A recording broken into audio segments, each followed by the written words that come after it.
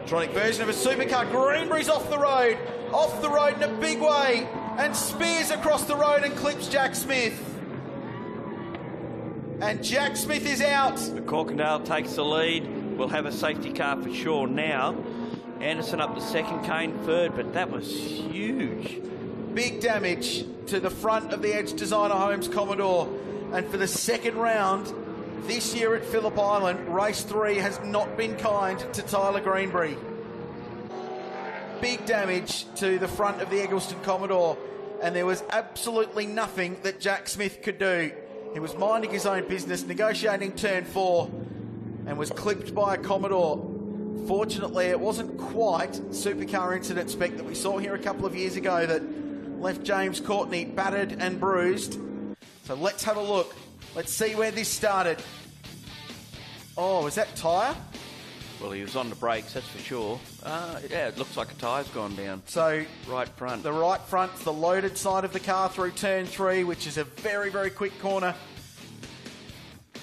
And, yeah, speared across, and then unfortunately Jack Smith was just clipped. I mean, he must have been a metre away from getting out of that. So that's it from the other angle. Oh, Jack Smith is brutally unlucky there. It was the rear wheel and the rear bar clipped by Greenbury, but it was enough to break the rear suspension by the looks of it on the Brad Jones Racing Commodore. And Tyler's out of the car. That's good news. So we saw an incident down there a couple of years ago in the Supercars race here. It left James Courtney with a broken leg. It's an enormous crash, and it's just one of the risks. It'd be very, very difficult to protect against that kind of thing down at that corner. The other option is to crash into a massive wall or a tyre barrier or even that marshal's post there. So it's great to see Greenbury out of the car and Jack Smith out of his as well. So the championship will definitely now go down to the final round.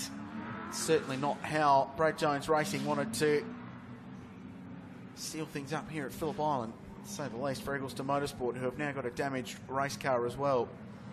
What it does is put John McCorkindale in front. It puts Michael Anderson second and Kane up to third in the race, and McCorkindale would win the round.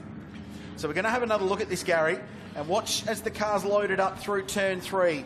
So it's a 240 kilometre an hour approach through here.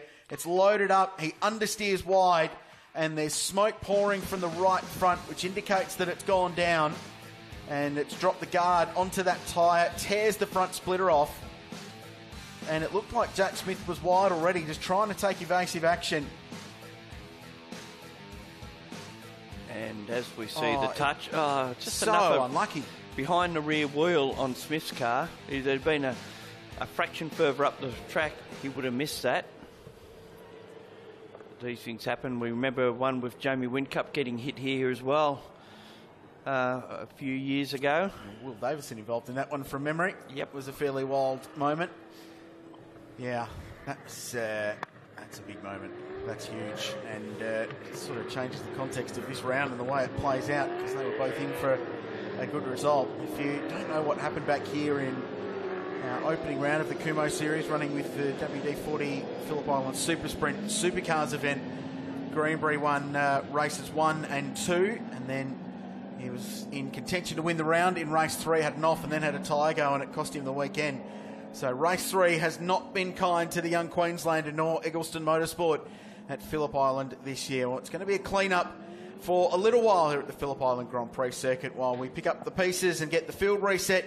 We'll jump away for a short break and come back with a resumption of racing here at the Shannons Nationals very, very shortly.